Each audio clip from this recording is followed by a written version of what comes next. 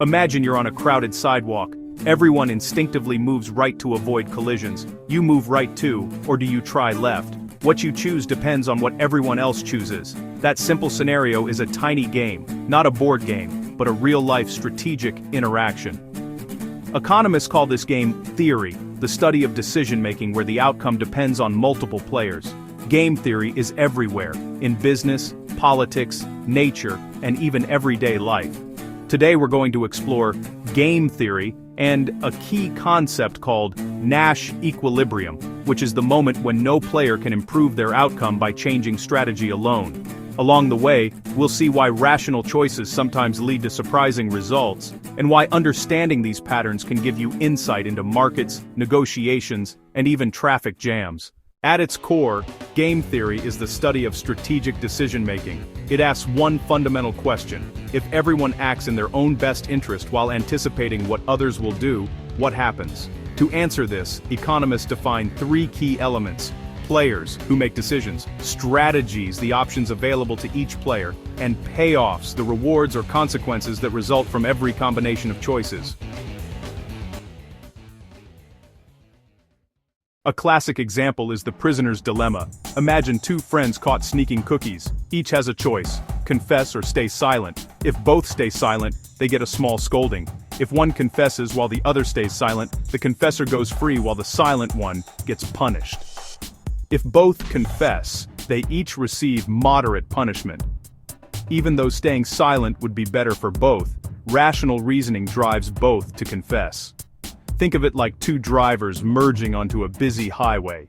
Each wants to get ahead, but if both act aggressively, they end up stuck in traffic. Rational individual choices do not always lead to the best collective outcomes.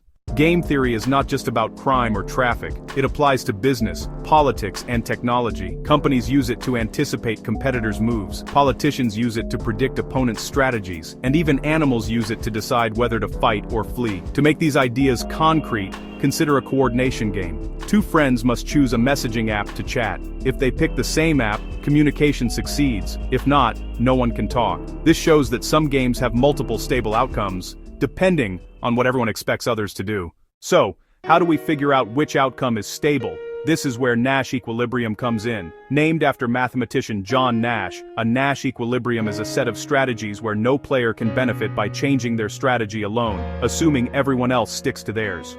In the prisoner's dilemma, when both friends confess, neither can improve their situation by changing their choice on their own.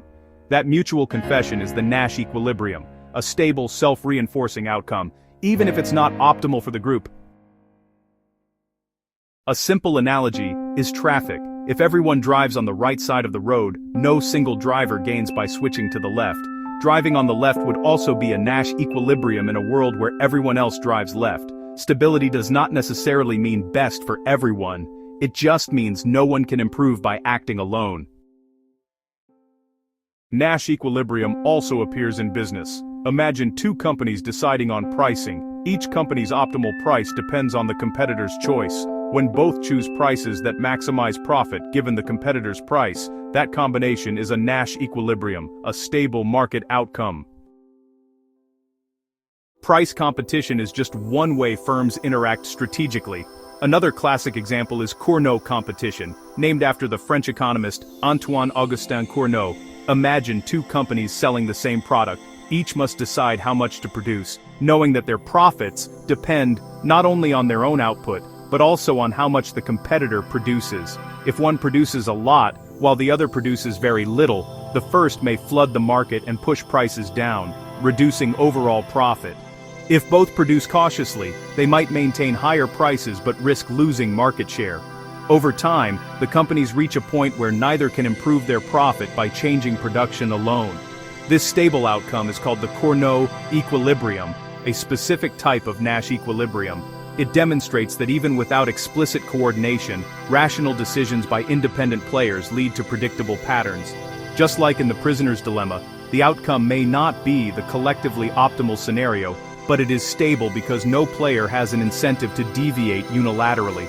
Cournot competition helps explain why markets stabilize at certain production levels and prices, why firms watch each other closely, and how strategic thinking shapes real-world business decisions.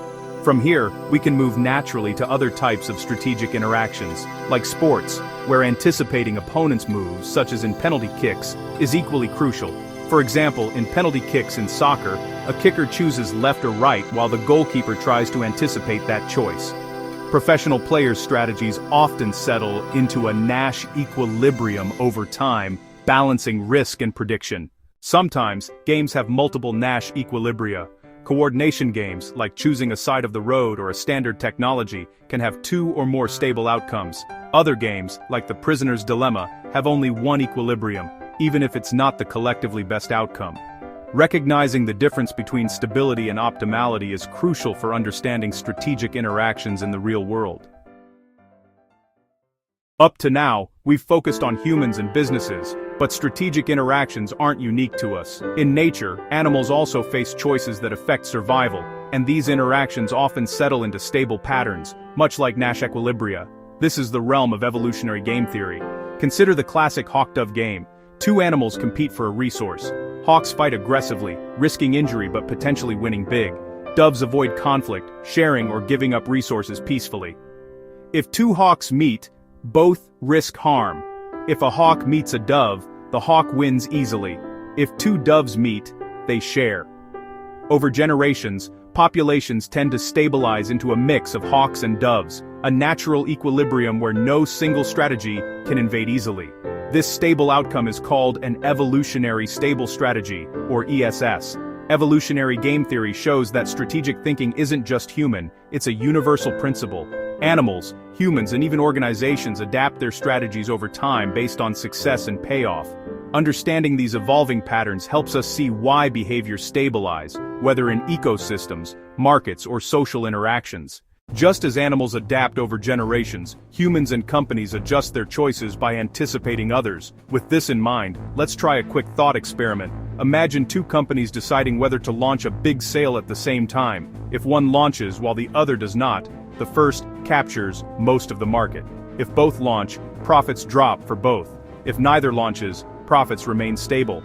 Ask yourself, what would you do if you were one of the companies? Thinking this through helps you internalize the logic of Nash equilibrium. Your decision depends on anticipating the other player's choice. Another example is coordination in social networks. Imagine a group of friends deciding which app to use for a group chat. If everyone expects the majority to pick app A, your best move is also to choose app A. If expectations shift toward app B, your optimal strategy shifts too. Nash equilibrium is about anticipating others and settling into a pattern where no one wants to deviate. Understanding game theory and Nash equilibrium isn't just academic. Businesses use these ideas to anticipate competitors' strategies, set pricing, and design contracts. Governments use them to structure auctions for radio spectrum or allocate resources efficiently. Online platforms, like eBay or Google Ads, rely on these principles to stabilize bidding behavior and optimize outcomes. The key insight is this: Nash equilibrium reveals the hidden logic behind strategic situations. Sometimes the stable outcome is intuitive, like driving on the same side of the road. Sometimes it's counterintuitive, like the mutual betrayal in the prisoner's dilemma. Recognizing the games around you lets you predict, plan, and even influence outcomes in real life. Game theory and Nash equilibrium give us a lens to understand strategy in everyday life, business, politics, and nature. They help us see why rational actions can lead to surprising results and why anticipating others is key to making smart decisions.